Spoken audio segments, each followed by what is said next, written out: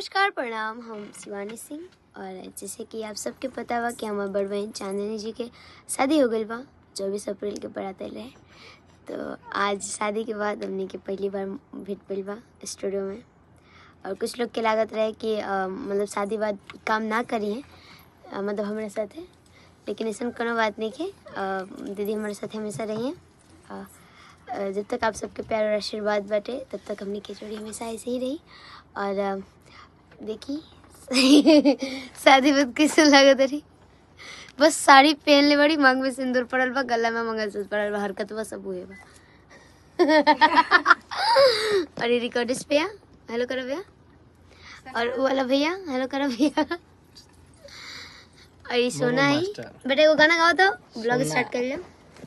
ले आया सेंट गम कौआ राजा जी, ले आया सेंट गम कौआ राजा जी, मारी मारी के घुमा पूरा गौआ राजा जी। राजा जी जाके स्लो मोशन केकरा केकरा अच्छा लगल सोना के गाना कमेंट बॉक्स में जरूर बताएं जा। और बहुत दिन के बाद आप सबके बीच में ब्लॉग छोड़े वाला बानी तो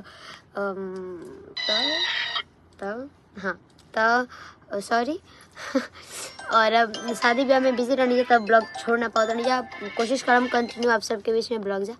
और अभी गाना रिकॉर्ड हम नहीं करता नहीं जा, बहुत जल्द आप सबके बीच में बहुत प्यारा प्यारा सॉन्ग आने लगा। और देखिए सब लोग अपना अपना काम में बिजी, हम सोचने कि आप सबके एगो ब्लॉग वीडियो डाल दिया।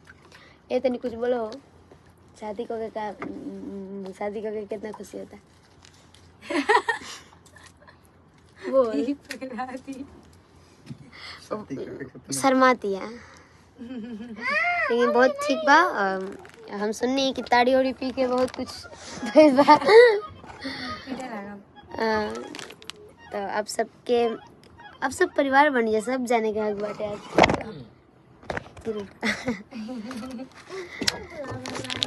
तो अभी सोना के भूख लाग गई बा, तो अभी हमने के गाना रिकॉर्ड करम जा।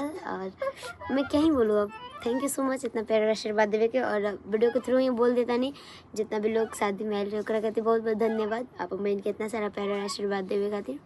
और जितना भी हमारे न्यूज़ वाले भैया आए थे उन लोगों को भी बहुत बहुत धन्यवाद। और आप सब चैनल को सब्सक्राइब कर ली, ढेर सारा प्यारा आशीर्वाद दी। जय माता दी।